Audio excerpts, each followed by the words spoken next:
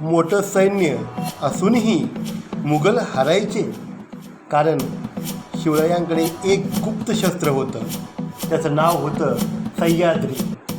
आज आपण पाहणार आहोत गनिमी कावा भाग 3, सह्याद्रीचा आधार. सह्याद्रीचे उंच डोंगर, घनदाट जंगल आणि अरुंद घाट हीच होती शिवरायांची खरी ताकद.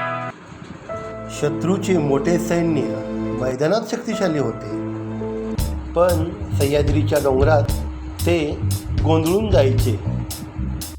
मावळे कधी डोंगराच्या माथ्यावरून हल्ला करत, तर कधी जंगलातून अचानक बाहेर येत. शत्रूला वाटायचं सैन्य मोठे आहे, पण प्रत्यक्षात ते होते गनिमी काव्याचे कौशल्य. हल्ला झाला की मावळे पुन्हा सह्याद्रीच्या दऱ्याखोऱ्यात अदृश्य होत. म्हणूनच लोक म्हणायचे, सह्याद्रीच होता शिवरायांचा खरा किल्ला. ज्याला आपल्या भूमीची ओळख असते त्याला युद्धात मोठा फायदा मिळतो.